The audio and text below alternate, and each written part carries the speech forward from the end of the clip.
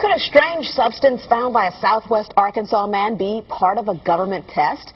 Well, that's the question at the heart of a phenomenon called chemtrails, now getting widespread attention.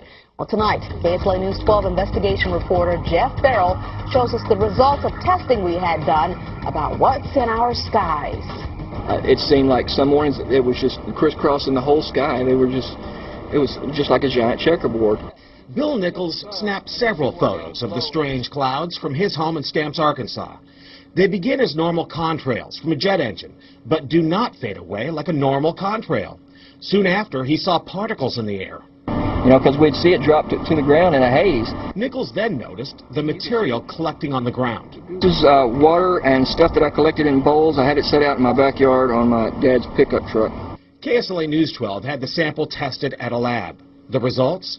A high level of barium, 6.8 parts per million, more than 3 times the toxic level set by the EPA.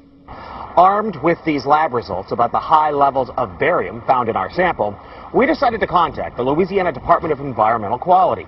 They told us that yes, these levels are very unusual, but at the same time they added the caveat that proving the source is a whole nother matter. Barium is a hallmark of other chemtrail testing, which even attracted attention from a Los Angeles TV station.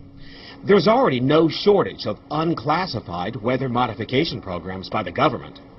But those who fear chemtrails could be secret biological or chemical testing on the public point to the 1977 Senate hearings in particular, which confirmed 239 populated areas had been contaminated with biological agents between 1949 and 1969. Later, the 1994 Rockefeller Report concluded hundreds of thousands of military personnel were also subjected to secret biological experiments over the last 60 years. But could secret testing be underway yet again? I'd rather it be something inert and benign, something that's, not causing any damage, but I'd like to know what it is.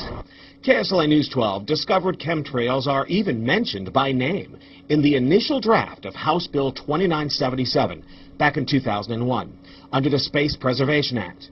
But the military denies any such program exists. Jeff Farrell, KSLA News 12 reporting. And, it turns out until 9 years ago, the government had the right under U.S. law to conduct secret testing on the American public under specific conditions. Only a public outcry repealed part of that law, with some exceptions. Now, Jeff's report mentioned high levels of barium linked to those alleged chemtrails. We wanted to find out exactly what effects barium has on the body. We spoke with Mark Ryan, the director of the Poison Control Center. Ryan tells KSLA News 12 that short-term exposure can lead to anything from stomach to chest pains. Long-term exposure causes blood pressure problems. Ryan addressed concerns by chemtrail researchers that barium could be meant to wear down a person's immune system. Anything that causes ill effects in the body long-term, chronically, is going to affect your ability because it's constantly working on the body. So from that aspect, yeah, that's a potential. Ryan says he's conducted research on his own about secret government testing on the public, but he's still a bit skeptical about the alleged chemtrails, at least at the moment, because the Poison Control Center has seen no calls about exposure to barium.